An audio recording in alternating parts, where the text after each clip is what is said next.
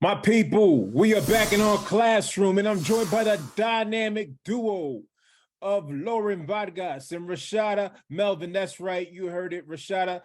Not the long A, all right, even though it's AI in her name. Say it right, people. It's Rashaida, the dynamic duo here, and we are going to be talking about liberatory coaching.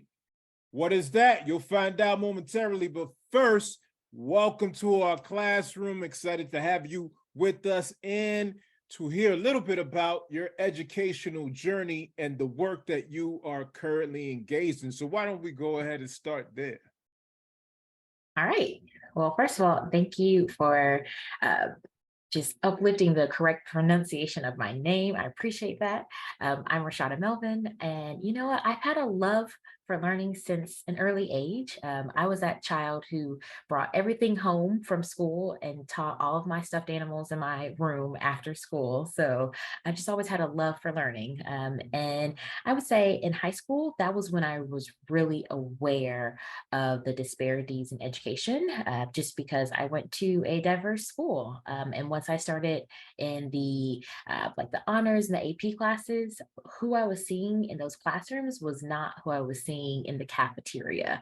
And so that was started my journey of realizing something was not right. And so I started my career as a teacher through Teach for America in North Carolina. And I was actually able to teach not too far from where my mom grew up. So that was a full circle moment for me from the beginning of my career. After I taught for a few years and went to grad school, then I moved to DC, which is where I'm currently based.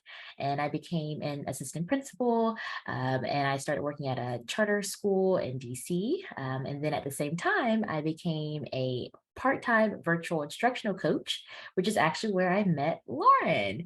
And Lauren was my coach in this role. And eventually she promoted me, and we went on to support the team of coaches together, creating systems and best practices for coaching teachers as well as coaching leaders. And we took on the task of creating an equity and student-centered framework for this organization. And since then, we have started to share our learnings from working with educators across the country.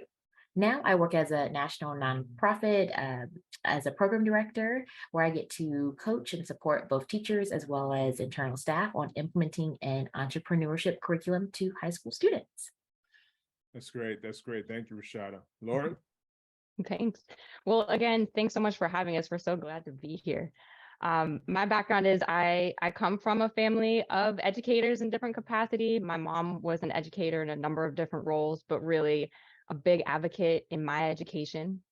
I started my teaching career as a high school math teacher. I initially thought I was going to be in for a few years and wanted to start a community art center, but then I got hooked and really loved being in the actual classroom. After about a decade in the classroom, I was pregnant with my first daughter and knew I wanted to shift out of the classroom teaching space. And so moved into virtual instructional coaching when my first daughter was born. And like Rashaida mentioned, that's where we initially connected. At this point now, I support schools with building equity-focused coaching and instructional systems through training and leadership coaching. I also write the blog, Coaching to Disrupt the Status Quo, and do some writing with Rashaida as well. So the two of you are working on publishing a book on liberatory coaching. What is liberatory coaching? Well, liberatory coaching is designed to be a practice that disrupts the status quo of schooling. Unfortunately, schools are all too often experienced as places of oppression and harm, including things like discipline rates that disproportionately impact students of color, or the way that marginalized families are stereotyped as not caring about their students' education. And of course, even the blaming students for their own disengagement without even considering the whole child or the level of interest that a teacher is creating in their lessons. So we frequently see teachers defaulting to teaching how they were taught, which includes replicating the pedagogy of disengaged and disconnected college professors in the name of high expectations. And in K-12 classrooms across the country that we've seen, this really is essentially the status quo of how education is done in our country. Yep, exactly. So really to disrupt that status quo then, working in partnership with teachers through coaching, we work to build and sustain education as liberation for all. So both students and teachers. That's kind of the picture of this liberatory coaching. So Bell Hooks has this great quote. She says that envisioning education as the practice of freedom, she envisions the classroom as a place that is, quote, life-sustaining and mind-expanding, a place of liberating mutuality where teacher and student together work in partnership. So we love that liberating mutuality, but we still see it going hand in hand with the phrase written the other way around, mutual liberation. So we believe that the liberation of students is bound up with the liberation of teachers, and the liberation of the oppressed and the disenfranchised is bound up with those who hold power.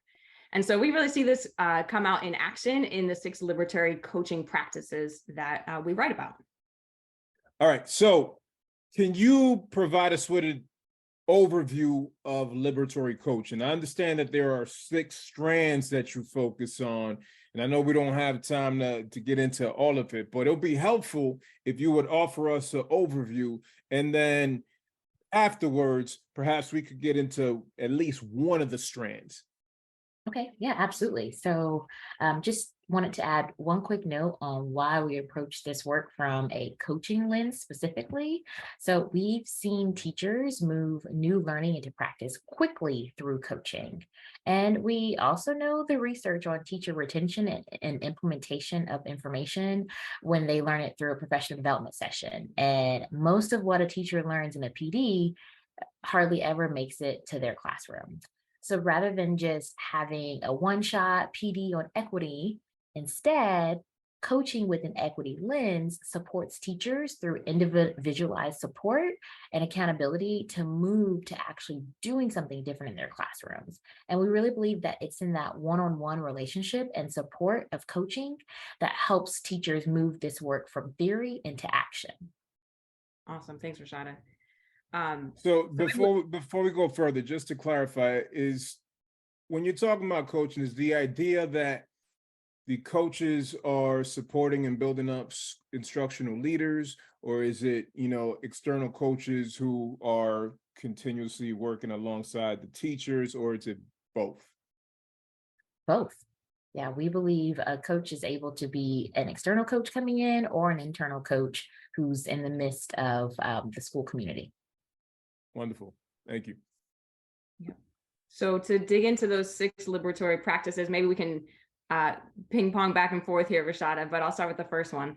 So our first one is coaching for self-awareness, not a savior mentality. So coaching for self-awareness includes supporting teachers digging into their ability to consciously understand their identity, their motives, biases, and their desires, and how that shows up in the classroom, and how they can show up as their full authentic selves in the classroom, including what motivated them to be teachers, how they're perceived in the classroom, how that intent compares to their impact on student, and also how to acknowledge and repair any harm done, even if it's unintentional. And so we promote self-awareness as an antidote to the savior mentality that many, often young and white teachers, lean on as their motivation to teach. So kind of that, I'm here to help those who are less privileged than me. That mentality intentionally positions students as inferior. And so further perpetuating that system of oppressive systems within schools and that status quo of schooling that we're trying to disrupt. And the second is coaching for relationships, not compliance. So we know, hands down, relationships matter. Our second liberatory practice is really about prioritizing building strong student-teacher relationships to support the thriving of every child and every teacher instead of the status quo of trying to get students to comply with school norms, which is typically having students that are obedient and silent. And education as liberation for all is not possible if it's not first rooted in deep relationships. Mhm. Our third practice is coaching for listening to, not lecturing students. So in this practice, we coach to support teachers to shift the work of teaching from something that is done to students to something that is done with students. So teachers tend to replicate the way they've been taught, as Rashaida mentioned, often in the form of lecturing students, both about their behavior and academic content. So, and doing far too much of the talking in the lesson, which further entrenches that status quo of schools. So instead, we work to support teachers on building relationships that they're forming, building off those relationships. They can start building liberatory learning simply by meaningfully listening to students. So for example, implementing co-generative dialogues, facilitating circles, and just inviting student input into the classroom. And our fourth is coaching for engaging every student, not just a few. So coaching for liberation means that we're supporting teachers and building a learning environment where every single student, not just a few, can be their full, authentic selves and deeply engage with their learning process. And in this practice, coaches support teachers in creating an interactive classroom, rooting out that inactive classroom where students are more passive receivers of information, or only a handful of, more likely the top students, volunteer to deeply engage with content. And in the partnership, teachers and coaches work towards making a learning environment where every child is consistently and rigorously engaged, and also where learning is fun. Yes. Our fifth practice then is coaching for agency, not assimilation. So we know many students of color and marginalized students experience school as a place where they're expected to assimilate to the culture in order to be successful in school, where they have little control over their days and often feel like they can't show up as their true selves. So in liberatory coaching, coaches support teachers in building students' agency and ownership of their learning, avoiding asking students to comply or conform. So this could be as simple as providing choices to students, giving students responsibilities and meaningful leadership opportunities, and engaging students in co-teaching with their teacher. And our sixth and final is coaching for self-advocacy, not surrendering. So all too often, factors outside of the classroom or school, such as structural racism, historical inequalities, curriculum decisions, testing, stress, policy, the pandemic, and so on, and whatever ends up being next, significantly impacts the experience of school for both the student and teachers. But we love the quote from Paulo Freire that says, "A radical transformation of the education system can never take place unless society itself is transformed."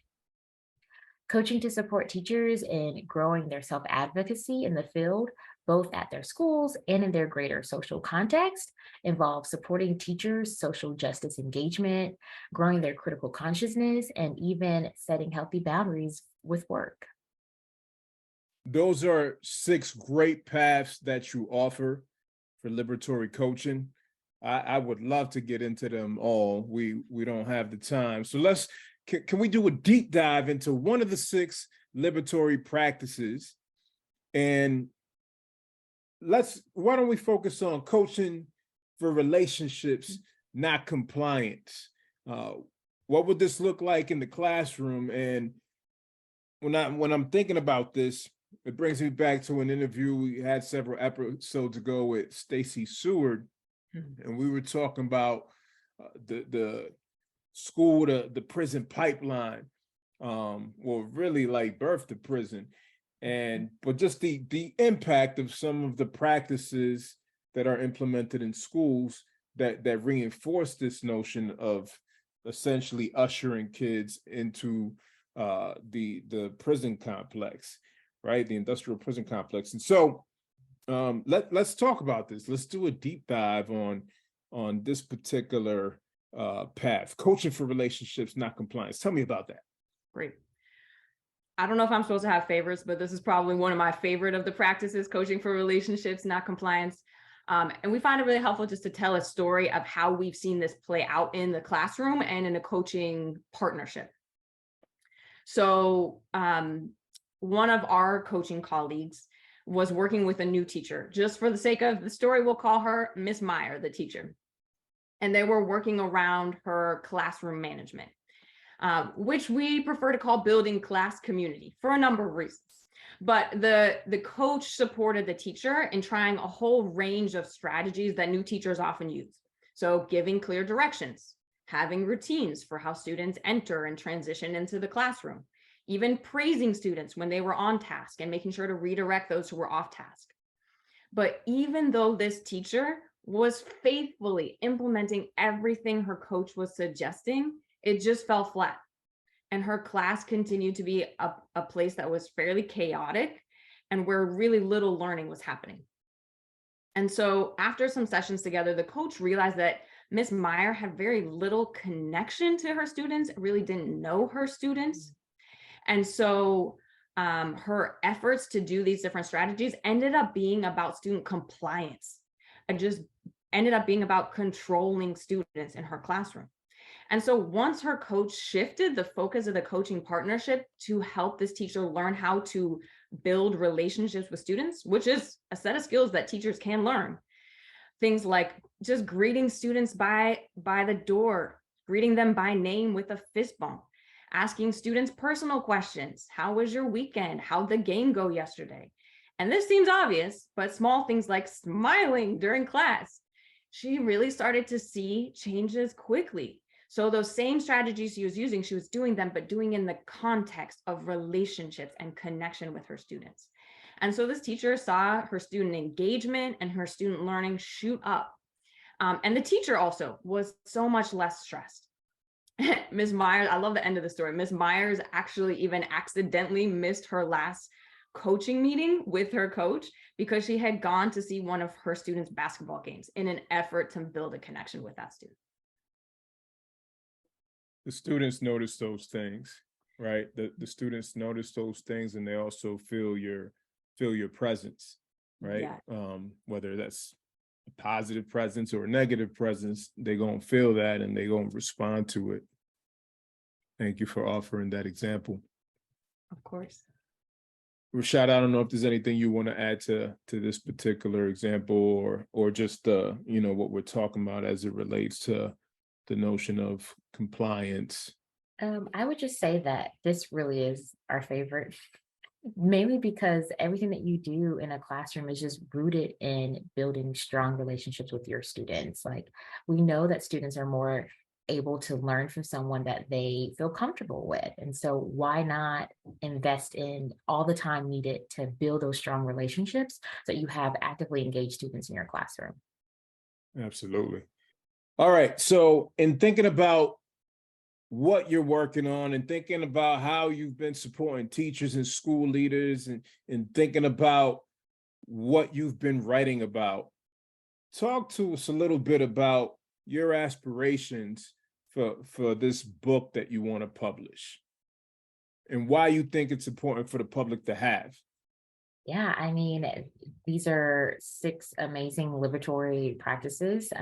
And we know, kind of going back to just teachers can receive PD on these practices, but to actually implement them, it takes having that coach to help hold a teacher accountable, to help hold up a mirror to any blind spots, to allow opportunities for practice in a safe space before teachers are in front of their students, and with the hopes of when they're in front of students, they're able to make the best decisions possible for themselves as well as their students. So our hope is that this book is able to be published, and so that more teachers, more coaches, and more educational leaders are able to implement these practices and support their educators in doing these practices every day.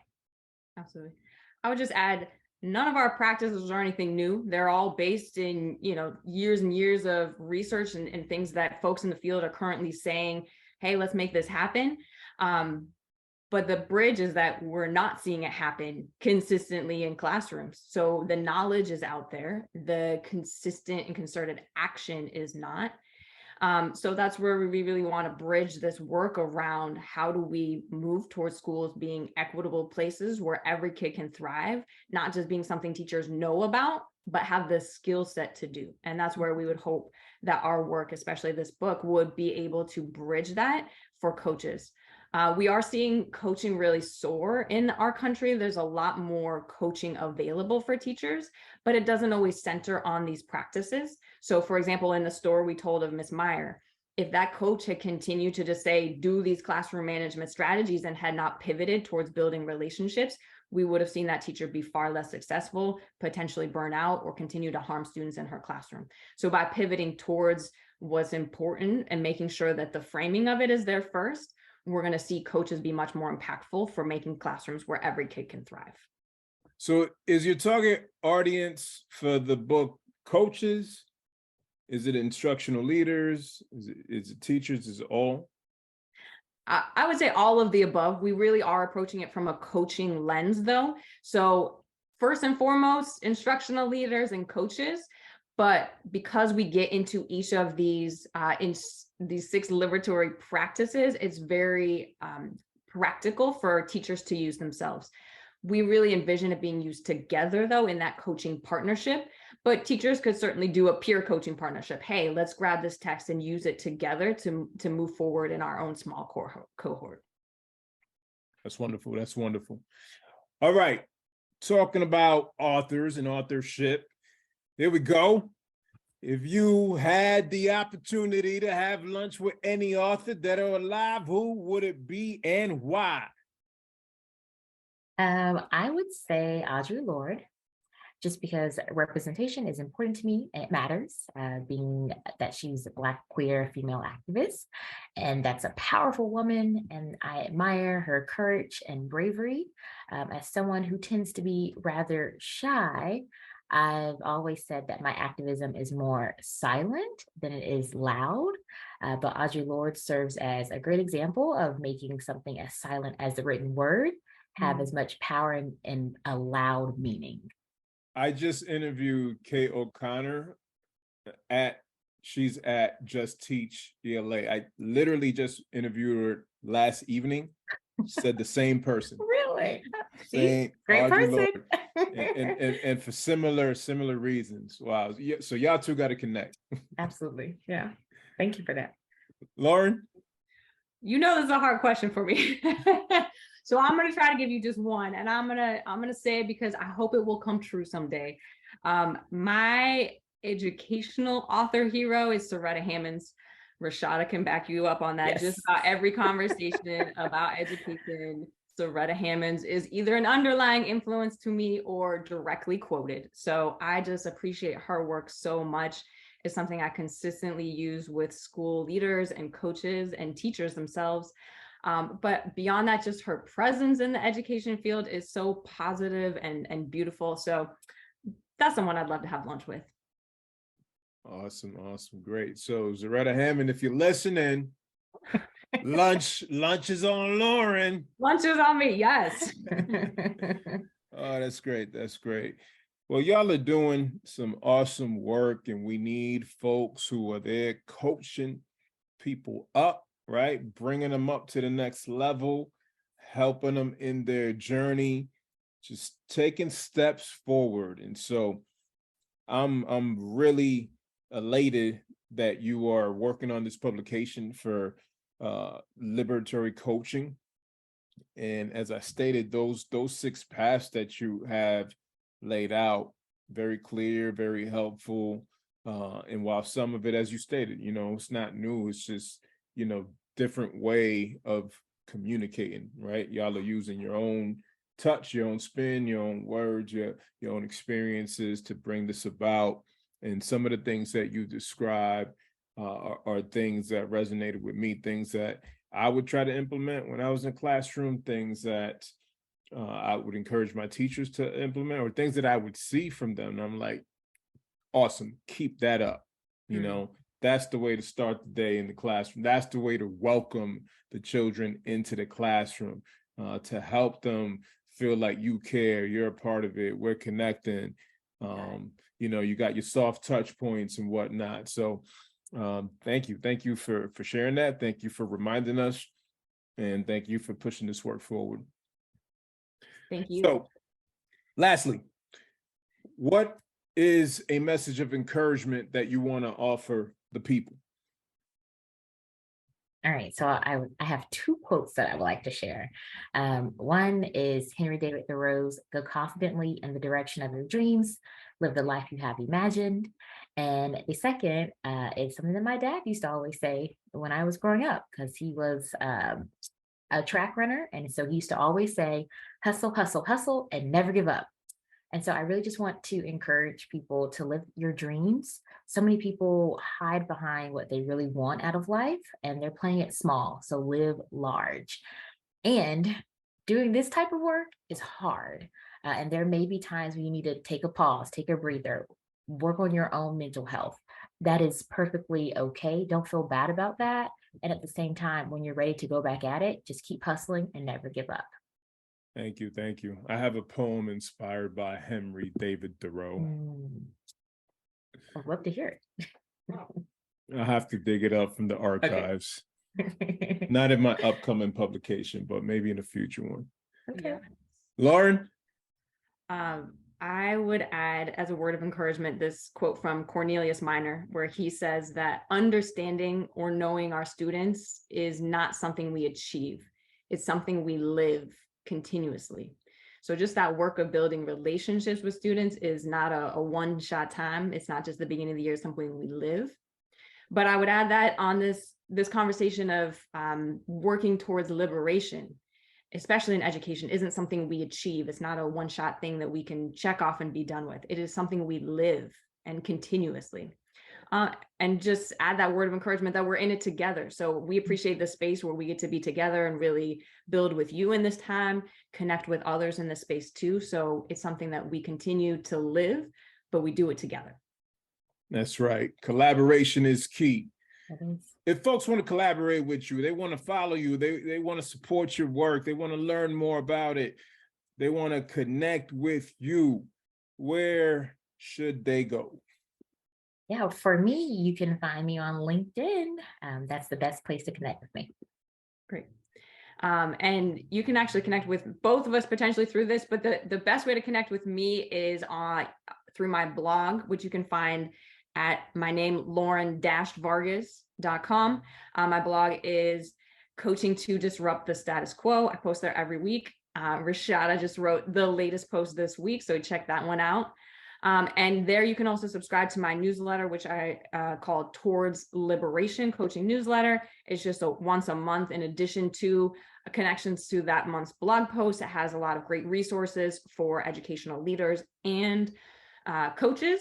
And then I'm also on LinkedIn. That's a great place to connect as well. Rashaida and I are open to connecting with anyone who just wants to hear more about this work or share resources, but we are also open to connecting with and supporting folks in building liberatory coaching systems in their school or supporting their leaders in doing that process. Well, there you have it, folks. Go to LinkedIn right now to follow Rashaida Melvin and Lauren Vargas. And also subscribe to the newsletter. All right. I'm subscribed to the newsletter, so I get the healthy dose. Stop sleeping. Subscribe now. Hey, thank y'all. It's been a blessing. You really brought us to school here in our classroom, and so we appreciate you and look forward to connecting again in the future. Thank you so much.